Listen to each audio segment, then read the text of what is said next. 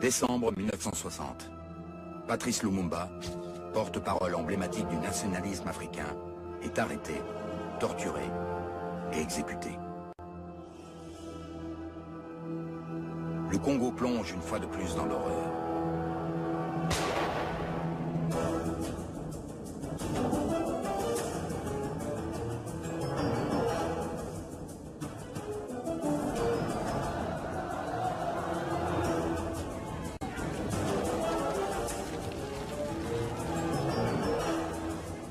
Cette terre est-elle marquée à jamais du sceau de la violence et de la malédiction? Quelle place y a-t-il pour les faibles dans cet Eldorado convoité de tous? Noirs et blancs sont-ils jamais parvenus à y cohabiter et à s'entendre? Comment tout cela a-t-il pu commencer?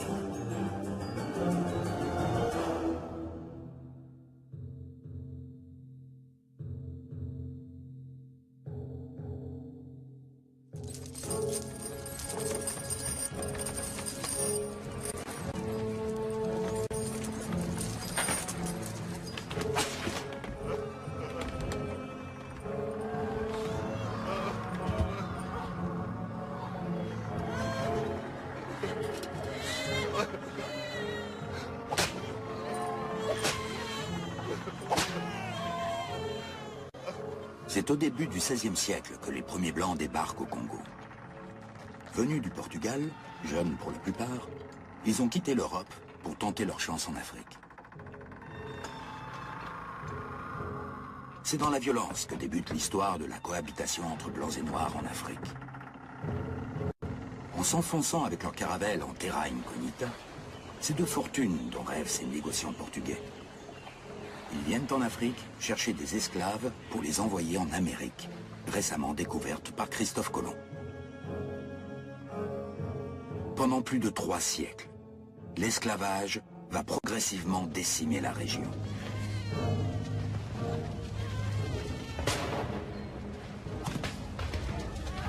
Entre le XVIe et le XIXe siècle, avec la complicité de négriers arabes et africains, les Européens vont envoyer 4 millions d'esclaves au Brésil. 4 millions dans les Caraïbes anglaises, françaises, hollandaises et danoises. 2 millions dans les pays contrôlés par l'Espagne. Avec l'arrivée des premiers Portugais, le Congo s'enfonce dans une première ère de violence qui transformera durablement la région et marquera les consciences de traces indélébiles.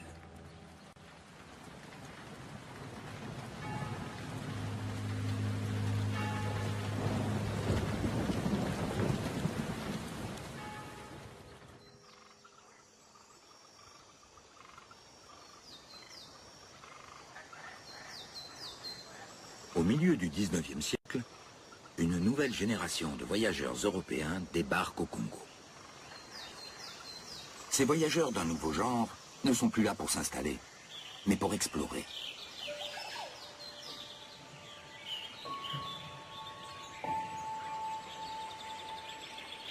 Le vent du changement s'apprête à envahir l'Afrique centrale. Les cartes vont bientôt changer de main. Ce sont de nouveaux acteurs qui prennent désormais l'initiative. Des lettres d'explorateurs et de voyageurs choqués par ce qu'ils ont vu en Afrique. J'en ai reçu des dizaines. En tant qu'archevêque primat d'Afrique, je connaissais très bien le terrain. Les personnalités s'adressaient spontanément à moi. Ils savaient qu'ils pouvaient me faire confiance. J'ai plus de 20 ans de brousse derrière moi. Le cardinal Lavigerie est l'un de ces nouveaux protagonistes actifs en Afrique centrale au milieu du XIXe siècle. C'est à Alger, en 1868, que Lavigerie fonde la Société des missionnaires d'Afrique, les Pères Blancs. En quelques années à peine, la congrégation religieuse compte déjà près de 300 missionnaires dans 6 pays d'Afrique.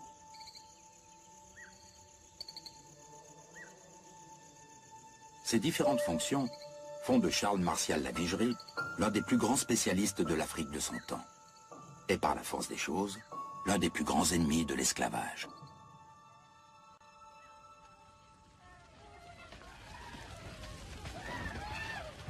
L'objectif de nos voyageurs et de nos missionnaires est de combattre l'esclavage, par la force de persuasion ou par la force du fusil si cela s'avère nécessaire.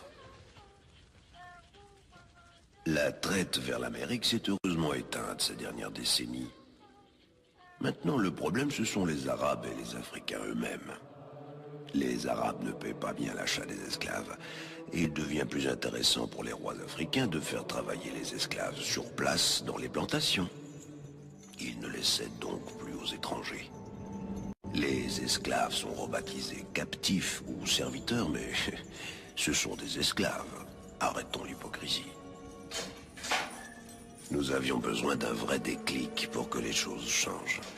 Dans mon noble combat contre l'esclavagisme, je me suis trouvé un allié de taille, le jeune roi des Belges, Léopold II. Rien ne prédestinait ce jeune monarque, longtemps inconnu du monde, à changer durablement la face de l'Afrique centrale. Héritier d'une grande lignée royale connectée à l'Allemagne, la France, l'Angleterre et l'Autriche, Léopold de Saxe-Cobourg-Gotha monte à l'âge de 30 ans sur le trône du jeune royaume de Belgique sous le nom de Léopold II.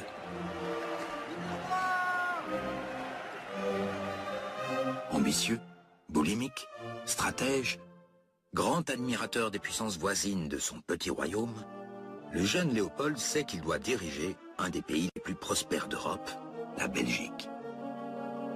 Dès son arrivée au pouvoir, Léopold II a une certitude. Un grand pays doit posséder une colonie. L'obsession coloniale de Léopold II le pousse à s'intéresser à plusieurs régions du globe. Toutes les premières tentatives de colonisation restent vaines. Mais en 1877, une nouvelle opportunité inespérée s'offre à lui. Nous devons nous procurer une part de ce magnifique gâteau africain. Avec ce nouvel objectif, Léopold II adopte un nouveau discours. C'est en tant que roi philanthrope qu'il se présente désormais auprès de la bonne société occidentale. L'esclavage qui se maintient sur une notable partie du continent africain constitue une plaie que tous les amis de la civilisation doivent désirer voir disparaître. Aux amis de la civilisation. Aux amis de la civilisation! Léopold II se démène pour convaincre l'Europe du caractère philanthropique et désintéressé de ses ambitions coloniales. En quelques années, le roi parvient à se positionner comme le héros de la cause anti-esclavagiste. Pas question de mentionner ses visées impérialistes. Ses objectifs sont purement humanitaires.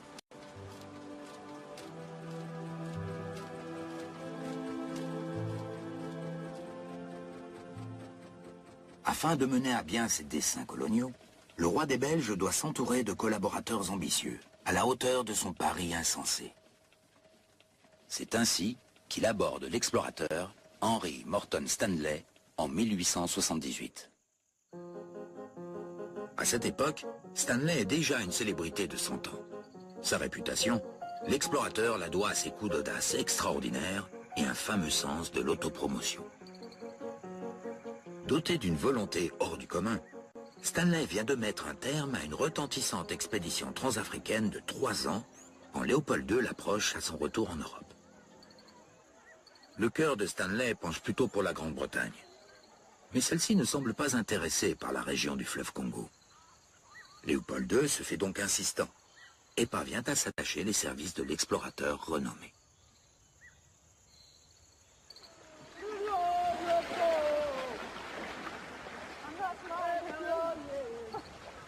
Au prix d'un salaire de ministre et d'une belle publicité, Léopold II renvoie Stanley, accompagné de collaborateurs belges et européens, explorer l'intérieur du territoire congolais.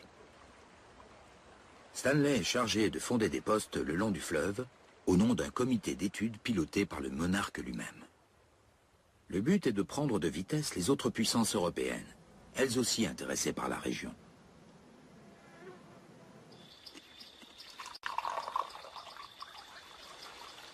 L'explorateur Stanley, je l'ai bien connu, car il est passé plusieurs fois dans mon territoire. Il a été bien content de bénéficier de mes services. Personne ne refuse l'aide de Tipo-Type, le plus grand marchand d'Afrique centrale, riche propriétaire de plantations, haut représentant du sultan. Je suis dans le commerce de l'ivoire et de la traite depuis toujours. J'ai toujours respecté les Européens et ils m'ont toujours respecté. Ces hommes blancs, je les connaissais mieux que personne. Je savais ce qu'ils avaient en tête. Je comprenais ce qu'ils venaient rechercher ici. Les voyageurs de passage ont tous profité du système. Je leur vendais la main-d'œuvre dont ils avaient besoin pour leur caravane. Je savais qu'en préservant de bons contacts avec le blanc, ils me garantiraient mon monopole sur la région.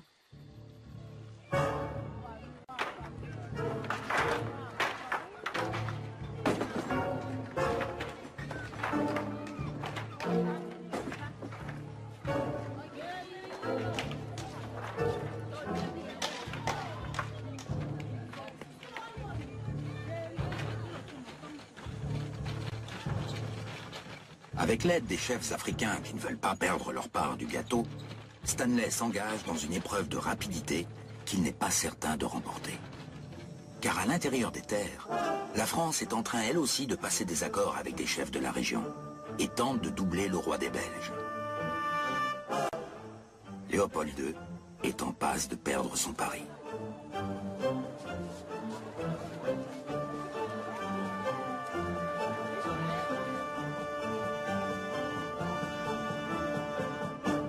Fin tacticien, le roi comprend les limites de sa stratégie. Une affaire purement philanthropique, comme il tente de la présenter, ne pèserait aucun poids par rapport à un grand pays d'Europe implanté dans la région. Le roi change son fusil d'épaule. Sous son autorité personnelle, le Congo doit devenir un État et être reconnu comme tel par les autres puissances. Le roi décide alors d'étoffer sa présence au Congo et de recruter de nouveaux volontaires pour ses missions d'occupation. Il les trouve sur place, au sein des factoreries, ces grands hangars commerciaux postés le long du fleuve, et où travaillent des négociants européens implantés de longue date.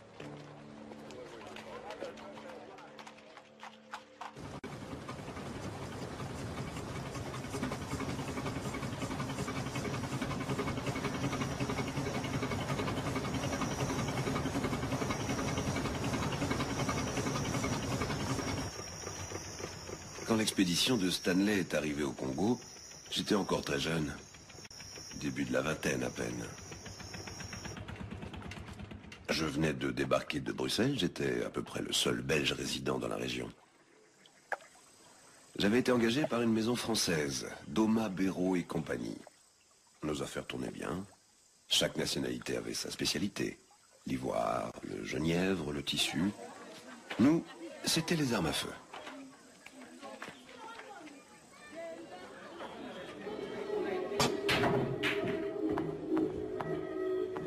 Au départ, nous ne ressentions pas la concurrence comme elle devait exister en Europe.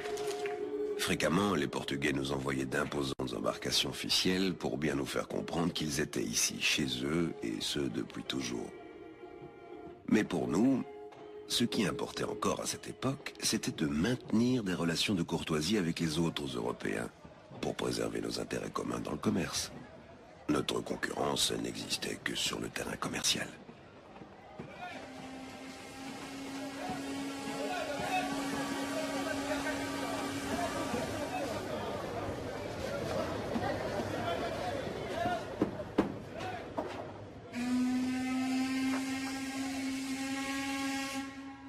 C'est en mai 1883 que le roi a fait appel à mes services.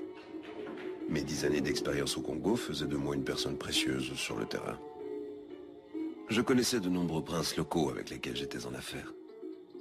J'avais été commerçant, je devenais agent du roi. Une course contre la montre diplomatique s'enclenche pour le souverain. Sur le terrain, ses agents s'affairent. Il faut obtenir des traités des princes locaux au plus vite. Montrer que les chefs coutumiers appuient le projet du souverain belge. Un à un, je suis allé voir les rois de ma région que je connaissais tous personnellement. C'étaient les dernières signatures qu'il nous fallait encore. Et j'allais les obtenir.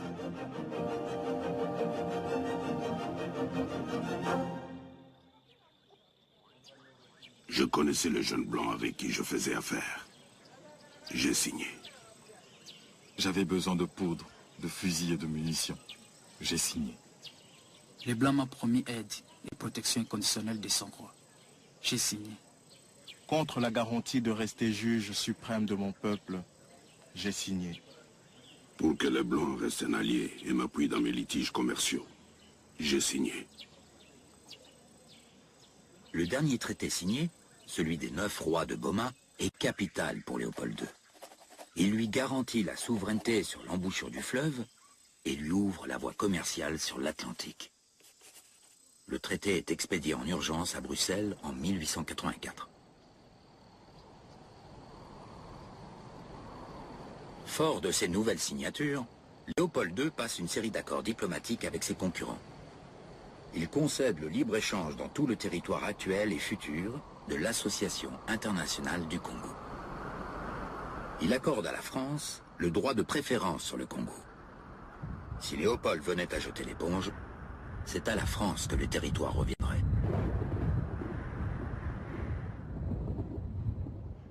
Par ce coup de génie diplomatique, Léopold II obtient enfin la reconnaissance après laquelle il court depuis près d'une décennie.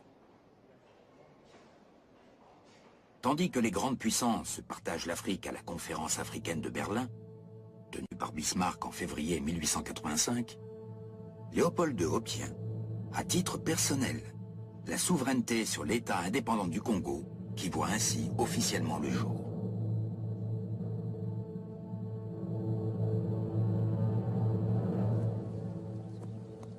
Pour le roi des Belges, c'est un triomphe.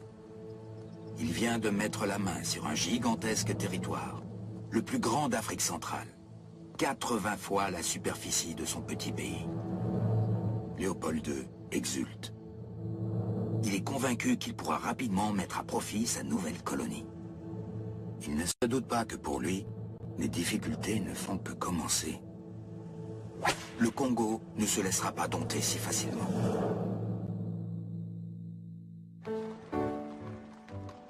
En Belgique, Léopold II commence immédiatement à rechercher des appuis auprès de la bourgeoisie pour l'épauler dans son projet colonial. Pourtant, dans le monde politique belge, c'est l'indifférence. Pour beaucoup d'entre nous, le Congo était alors une histoire privée qui ne concernait que le souverain et une poignée de ses collaborateurs capitalistes. En toute honnêteté, au départ, le monde politique dans sa majorité jugeait les actions du roi comme une fantaisie déraisonnable, à laquelle il ne voulait pas trop être mêlé. Nous, au Parti ouvrier belge, on avait d'autres chats à fouetter. Nous nous intéressions beaucoup plus aux esclaves blancs dont parlait le catéchisme du peuple qu'aux esclaves noirs.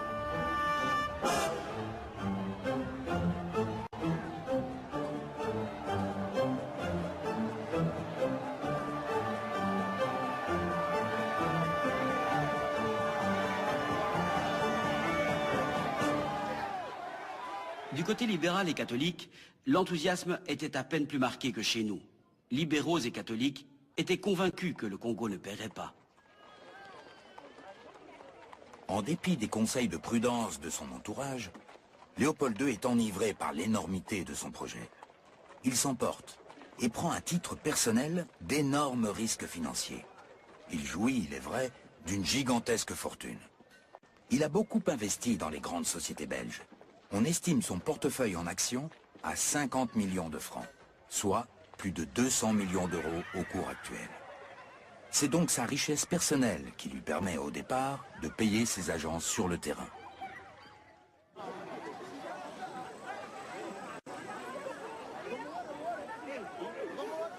Au Congo, en 1885, nous étions à peine 250 Européens sur l'ensemble du territoire. Notre mission pouvait se résumer en un mot, l'occupation efficace.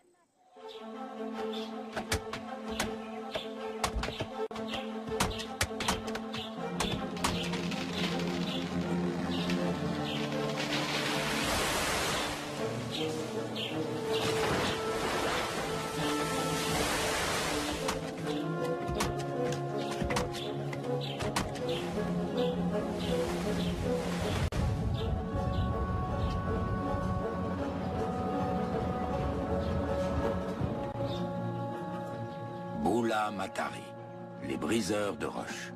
C'est ainsi que les Noirs surnomment ces blancs bâtisseurs.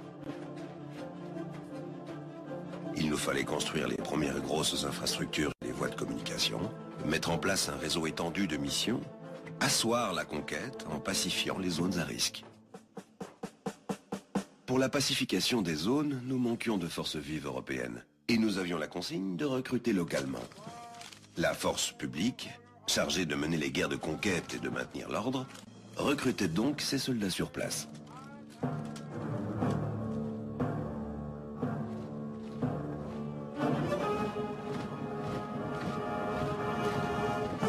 Libérés, esclaves, marginaux.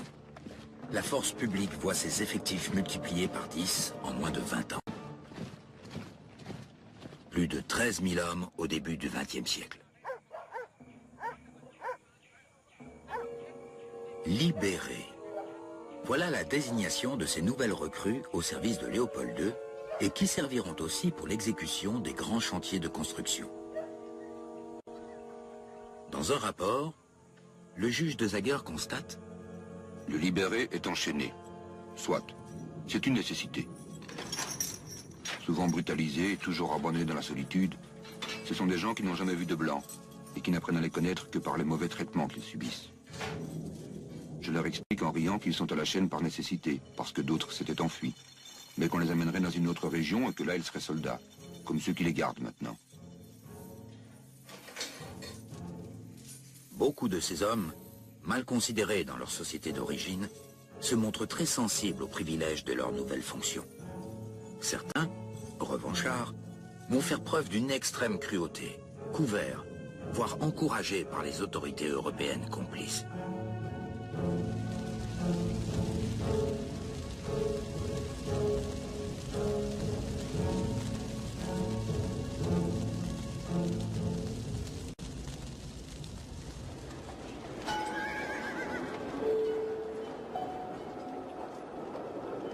En Belgique, Léopold II est conscient des difficultés qui s'accumulent sur le terrain.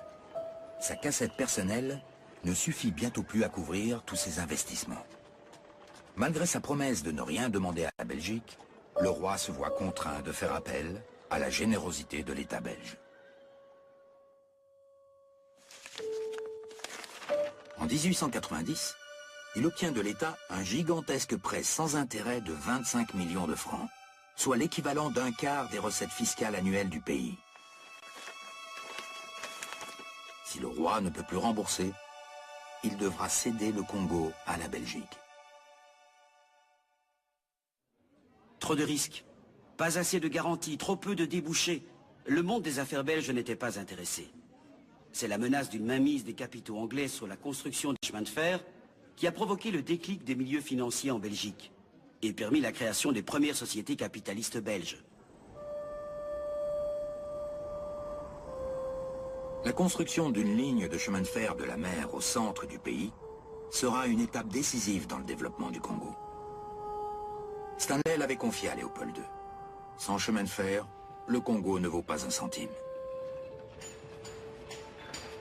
Le premier coup de pioche pour la construction du chemin de fer est donné en 1890 à Matadi, dans le Bas-Congo. Le chantier est immense.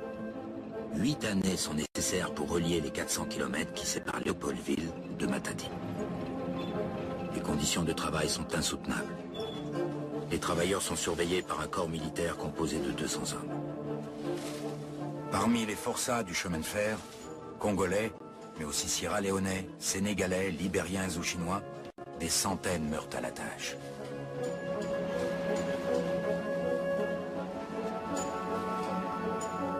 Début des années 1890.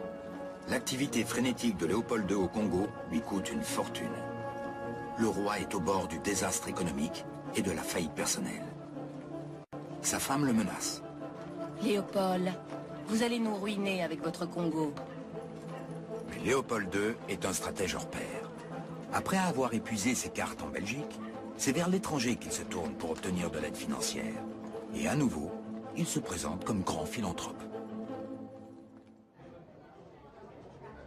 Quand Bruxelles accueille la conférence internationale anti-esclavagiste début 1890, le souverain en profite pour exposer brillamment ses objectifs philanthropiques devant la bonne société occidentale.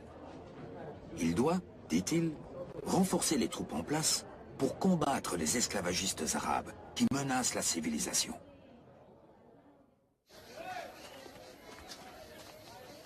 Pour combattre l'esclavage en terre africaine, le roi a besoin de moyens supplémentaires.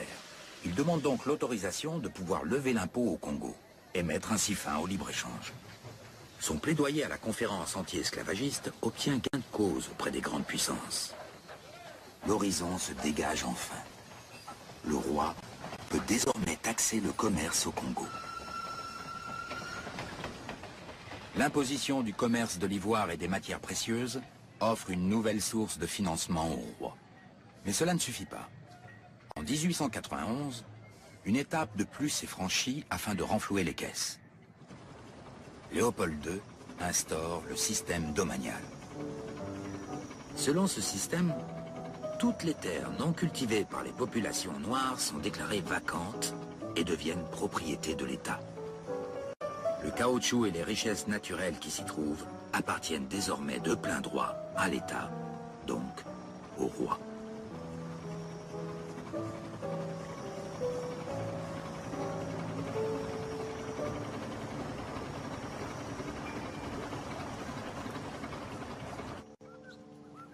Au Congo, les agents du roi ne savent encore rien de ce qui se décide en Europe.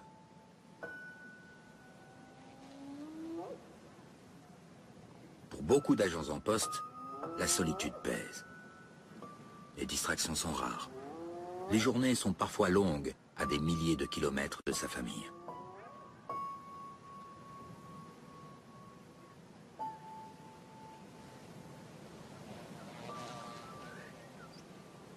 Dans la torpeur du quotidien congolais, personne ne devine encore que le destin de la région est en train de basculer, que l'appétit vorace de Léopold II va plonger le Congo dans la période la plus noire de son histoire.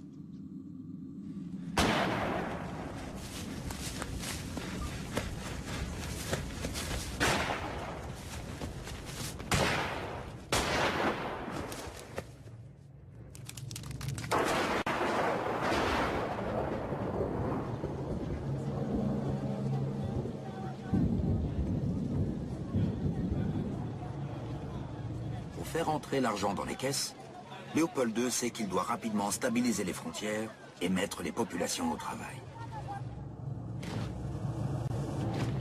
L'objectif qui importe désormais pour les nouveaux agents que Léopold II envoie sur le terrain est d'occuper les zones dépeuplées pour ne pas se les faire déposséder par les autres puissances coloniales qui le concurrencent.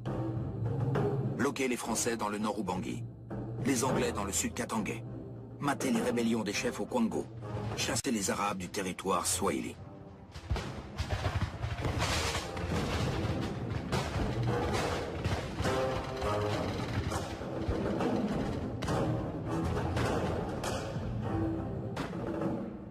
Les zones pacifiées doivent être rentabilisées au plus vite. Les agents du roi reçoivent la consigne de punir les villages qui se rebellent.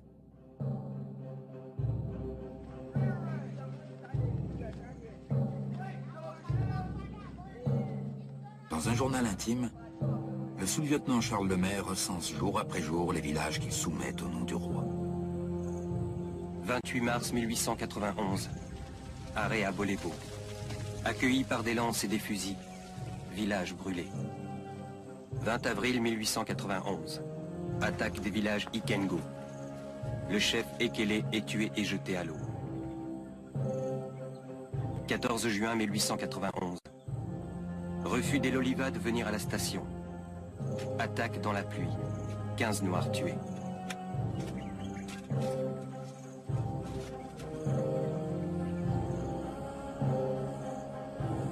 L'intense pression psychologique et l'obligation de résultat pèsent fortement sur les agents de terrain. De nombreux agents se réfugient dans l'alcool et la violence gratuite. Les pendaisons arbitraires s'enchaînent.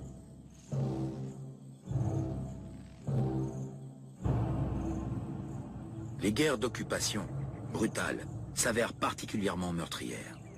Les militaires, à bout de force, se révoltent à plusieurs occasions contre l'autorité coloniale. Au fort de Shinkakassa, 18 soldats paient de leur vie leur tentative de rébellion. On ne discute pas les ordres qui proviennent de Belgique.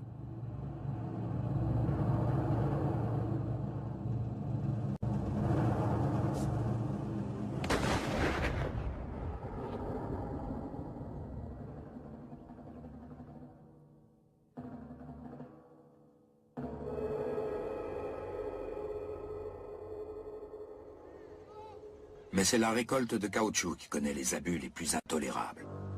Les agents européens, contraints à des quotas d'efficacité dictés par le souverain belge, soumettent la main-d'œuvre autochtone à des régimes insupportables. Les sentinelles des Européens administrent la chicotte, ces coups de fouet punitifs dont l'usage se maintiendra au XXe siècle.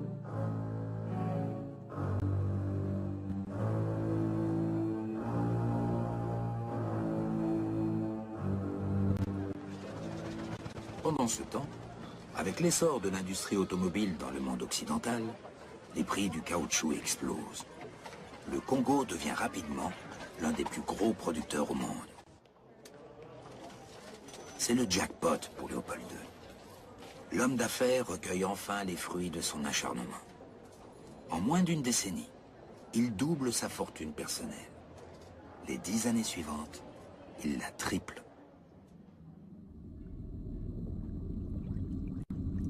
Pendant que Léopold II, roi créateur d'empire, bâtit de somptueuses constructions en Belgique avec son magot, des centaines de milliers de Congolais perdent la vie, victimes d'exactions, d'épuisement, ou le plus souvent de maladies. En 40 ans de conquête, on estime que la population congolaise aurait pu diminuer de moitié. Il est impressionnant de constater le zèle avec lequel les agents se dévouent à leurs fonctions. Pour ma part, je trouve que le Congo est gouverné avec beaucoup d'humanité. Vicomte William Mountmorres. J'ai observé plus d'atrocités dans les rues de Londres que lors de mon voyage au Congo. Mrs. Mary Sheldon, journaliste anglaise.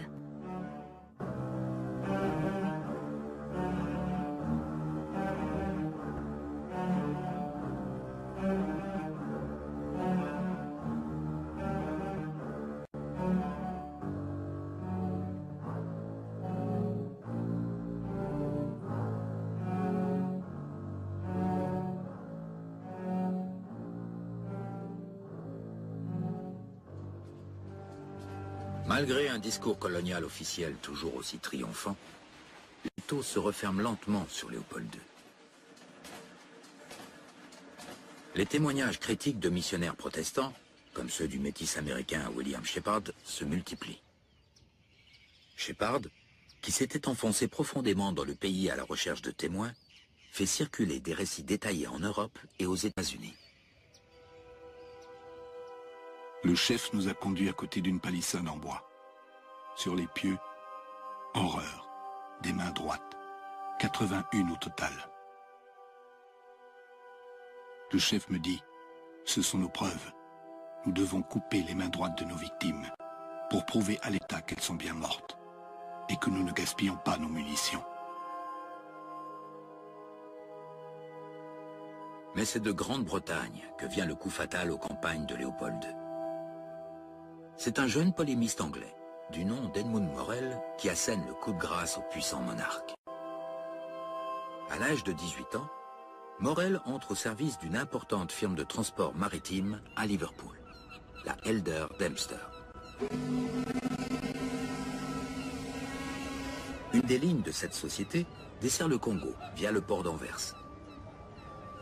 Ce lien privilégié avec l'Afrique permet à Morel de recueillir des témoignages de plus en plus inquiétants sur les abus qui sévissent au Congo. Pour moi, il s'agissait avant tout d'un problème de droit humain, de conscience et de responsabilité collective. Léopold II avait beau jeu de me présenter comme l'ennemi anglais à la solde des intérêts des marchands de Liverpool.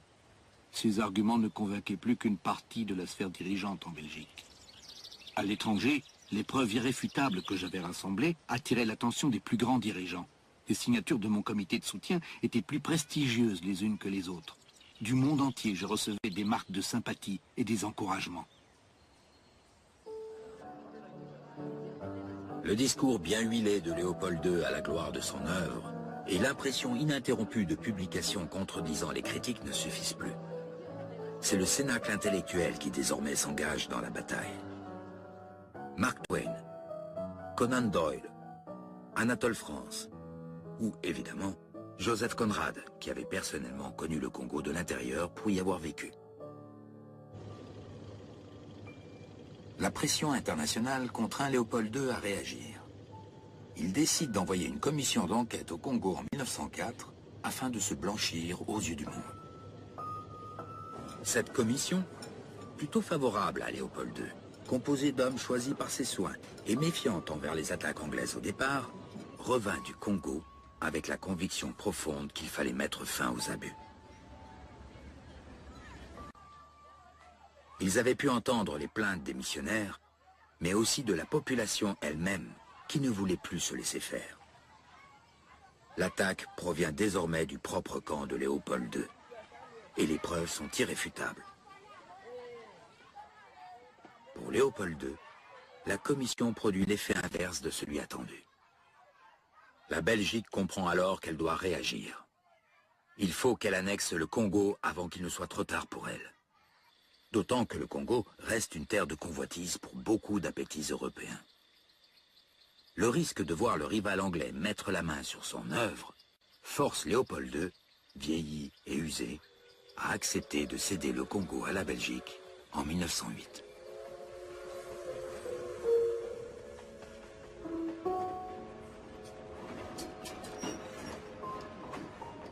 Avec cette concession royale, la mission de Morel s'achève sur une victoire éclatante. De son côté, le vieux roi se retrouve à nouveau isolé, comme au début de l'aventure congolaise.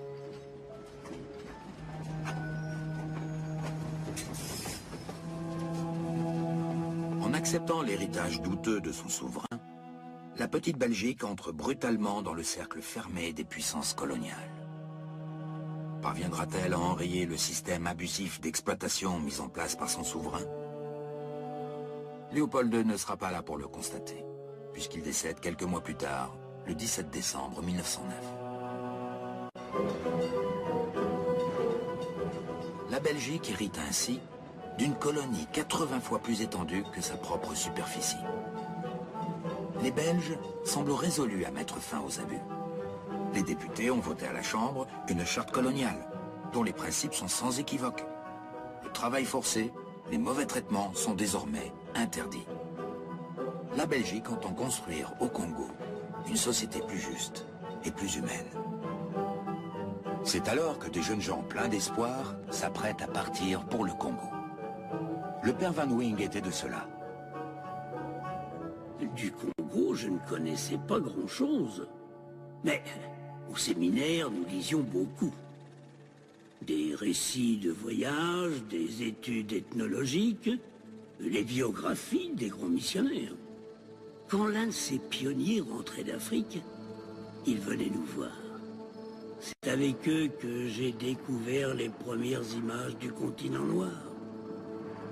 Un Dieu que c'était beau.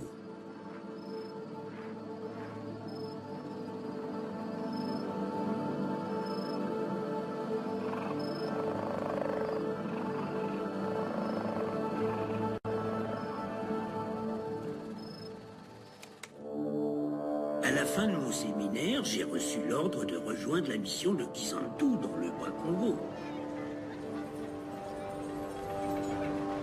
Un jésuite est un soldat qui obéit à sa hiérarchie. Mais au fond, j'étais ravi. J'allais partir. Enfin.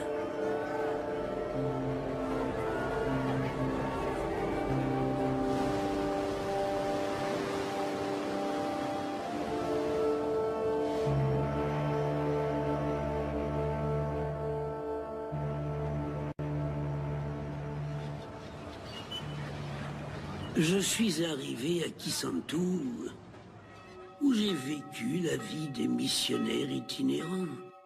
Tout était à faire.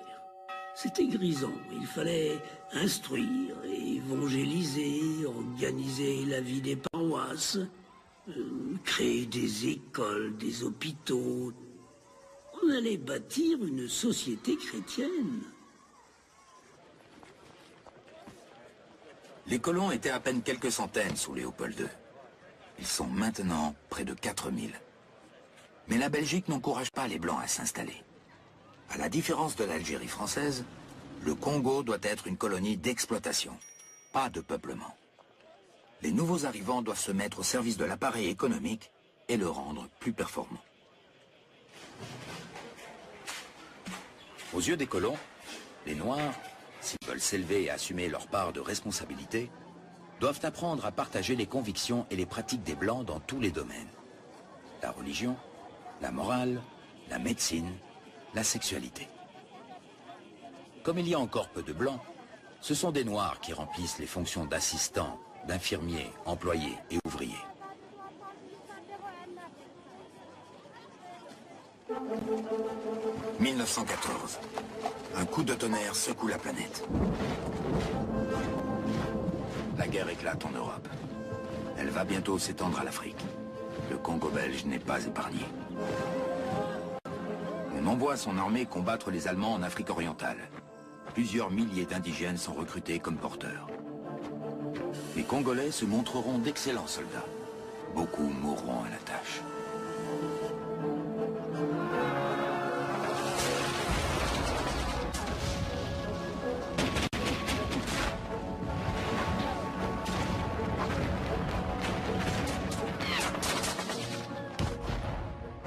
Au lendemain de la guerre, le monde a plus que jamais besoin de cuivre, d'étain, de zinc. Il a besoin d'or et de diamants. Le Congo va les lui fournir. L'Union minière, une filiale de la Société Générale de Belgique, règne en maître au Katanga.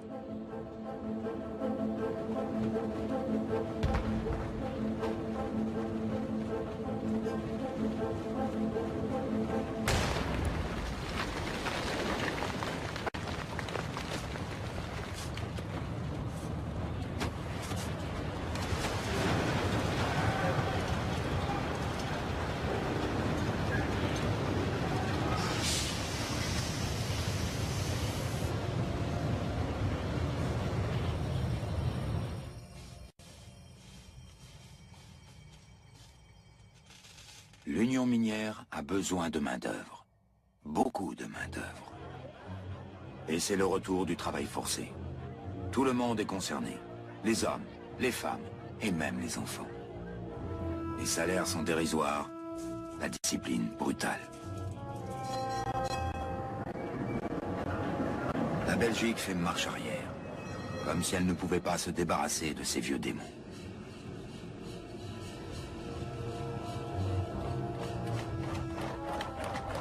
Il y a des révoltes. En 1919 au lac Léopold II. En 1920 au Sankoro et en province orientale. En 1921 au sud-Équateur. À chaque fois, des tribus, des ethnies se soulèvent. Mais l'administration veille à ce que les mouvements ne s'étendent pas. Les révoltes sont étroitement circonscrites. Puis, la force publique intervient et c'est la répression.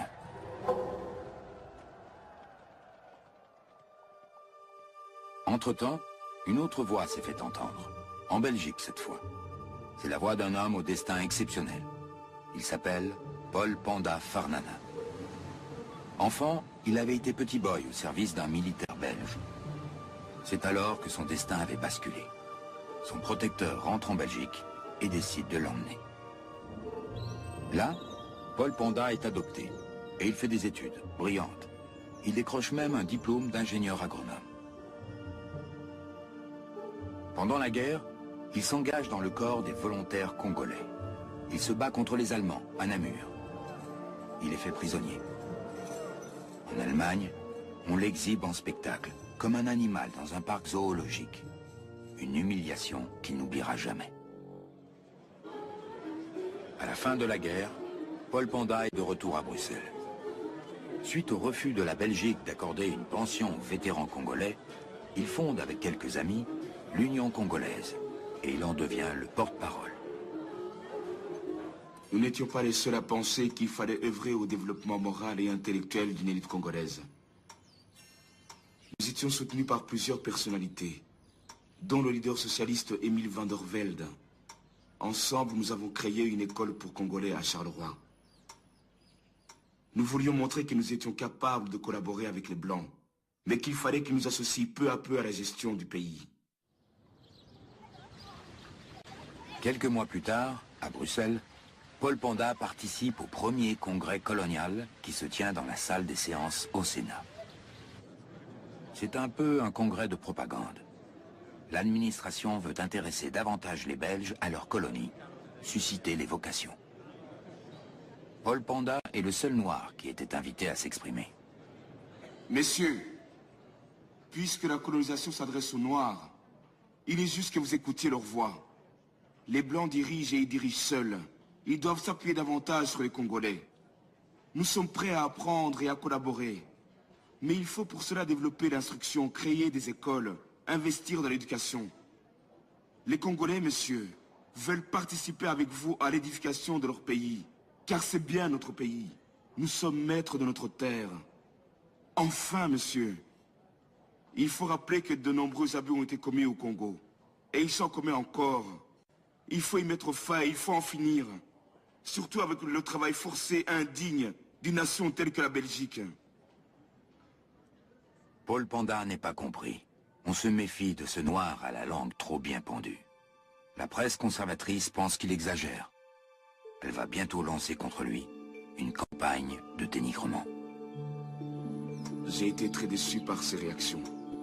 Mais j'ai continué à réfléchir. Je me suis rapproché du mouvement panafricaniste de Webb Du Bois. C'était un noir américain très impressionnant. Il prenait le retour de la diaspora noire dans une Afrique libre. J'ai participé à ses côtés à une conférence panafricaine qui s'est tenue à Bruxelles. Là, j'ai rencontré des intellectuels noirs et blancs qui m'ont ouvert les yeux. J'ai réalisé que le Congo devait retrouver son indépendance, revenir à ses traditions. Paul Panda écrit encore des articles sur son pays, son histoire et sa culture. Mais il n'aura pas le temps de mettre ses idées en œuvre. Il meurt quelques années plus tard dans des circonstances mystérieuses. Le gouverneur général tire alors une étrange conclusion de ce que fut la vie de Paul Panda. Il interdit désormais aux agents belges rentrant en congé d'amener en Belgique des Noirs avec eux. En somme, pas d'élite, pas de problème. L'ordre colonial continue sur sa lancée. Les Blancs au-dessus, les Noirs en dessous. Les témoignages dénonçant le travail forcé ne cessent pourtant d'affluer en Belgique. Le monde politique ne peut plus fermer les yeux. À Bruxelles, le député socialiste Emile van der Velde monte à la tribune de la Chambre pour exiger une commission d'enquête. Une de plus. Pierre Ekmans en fait partie. Ce haut fonctionnaire est alors âgé d'une quarantaine d'années. Il connaît bien l'Afrique centrale, où il a combattu pendant la guerre. Et il l'aime passionnément. Avec cette mission, nous avons pu découvrir l'envers du décor. Nous avions l'impression de pénétrer au cœur même des ténèbres. Au Kasaï, j'ai vu les Noirs qui travaillaient à recueillir l'huile de palme pour le compte des grandes sociétés. Le tableau était saisissant. Et c'est alors que j'ai rencontré le père Van Huynh. J'ai fait comprendre à Pierre Ekmans qu'il y avait un sérieux problème. Les sociétés qui pratiquaient le travail forcé ne tenaient aucun compte des règles et des quotas. Dans les villages, il n'y avait plus que des femmes, des enfants et des vieillards. L'exode rural déracinait les gens. Il disloquait les communautés, il ruinait l'autorité des chefs coutumiers. Tous les rouages de l'administration étaient compromis dans le travail forcé. Il fallait en finir. Mais la mission n'a pas débouché sur grand-chose. Il a fallu attendre encore 20 ans pour que le travail forcé prenne fin. En Belgique, au temple de la bourse, les conditions de travail des Noirs importent peu, tant que les chiffres sont bons. La croissance économique des années 20 encourage les métropoles occidentales à intensifier les relations commerciales avec leurs colonies, qui offrent de nouveaux débouchés. Avec la crise économique mondiale de 1929, les grandes puissances, par réflexe protectionniste, se replient sur leurs empires coloniaux. Le Congo devient pour la Belgique une source inestimable de revenus. Les actions de l'Union minière ne cessent de grimper. La filiale de la Société Générale est devenue un État dans l'État, riche, puissante, incontournable. Ses dirigeants décident de tout, même si la plupart n'ont jamais mis les pieds au Congo. 1932, le romancier Georges Simenon visite le Congo pour le compte d'un journal français.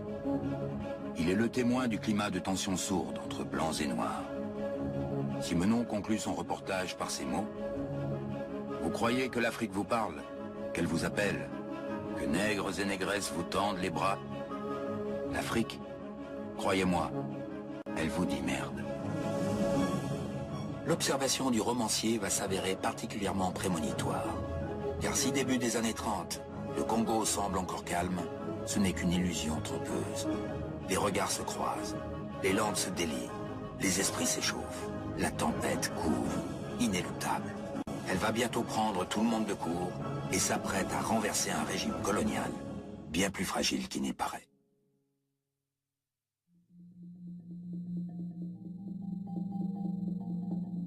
Une nouvelle tempête s'apprête donc à éclater.